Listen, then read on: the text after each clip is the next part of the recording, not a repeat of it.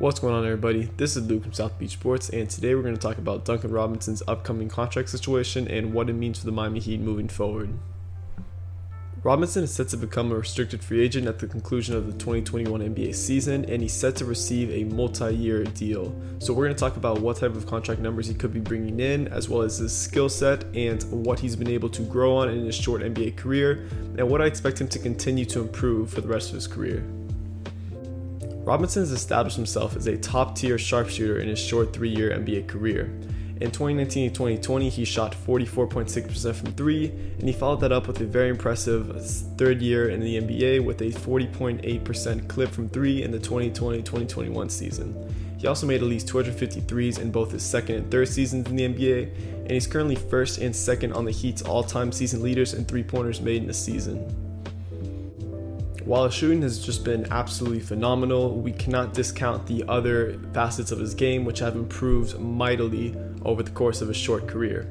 His defense has improved to a point where he's not a complete liability and he can actually handle his own on switches. If you guys remember, the Lakers often attacked Robinson on switches during last season's NBA Finals, as they would often look to get Robinson switched onto LeBron James on the perimeter or Anthony Davis in that mid to low post area. While Robinson can still be attacked time to time on switches, he's not a complete liability and he can actually handle his own most of the time. In last Thursday's 106-94 victory over the Philadelphia 76ers, what Doc Rivers and the 76ers coaching staff was attempting to do was attempt to get players like Ben Simmons and Tobias Harris switched onto Robinson in quick 1v1 ISO situations. Duncan Robinson played phenomenal in defense this game. Yes, Tobias Harris was able to get some buckets on him, but Robinson held his own for the most part, and he's shown those defensive strides that he's worked so hard for over the course of his short career.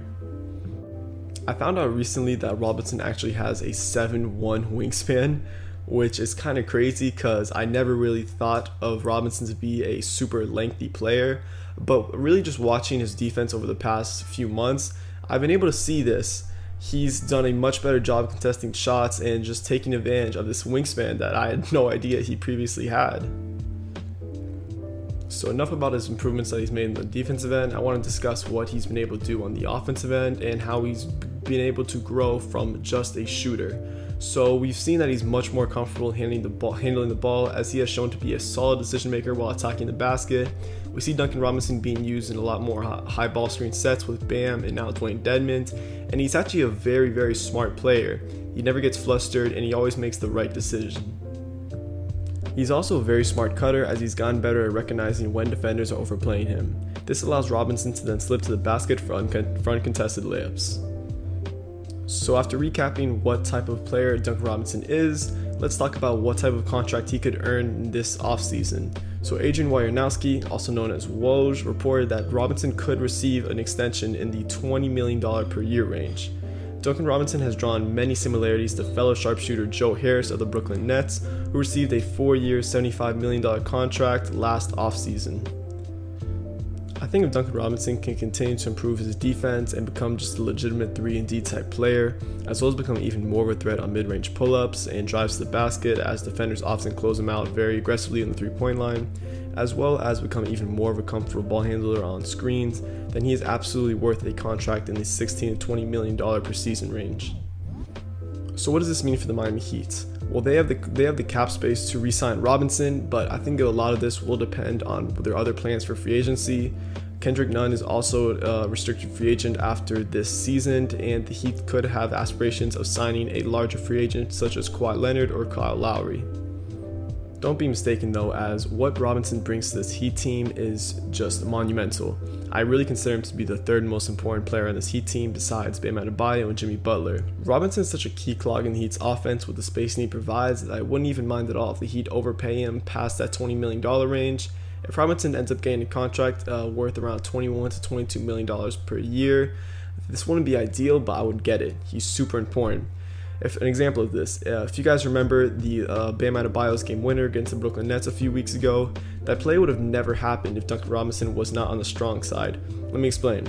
So Kyrie Irving was defending Robinson and he could not help off him, because if he helped off Duncan to slide and help with Jeff Green and contest Bam Adebayo's shot, this would have left Duncan Robinson wide open in the corner, and Bam Adebayo, being the smart player that he is, would have kicked it out for an open Duncan Robinson 3. So just plays like this really emphasize the magnitude that Robinson has on the courts.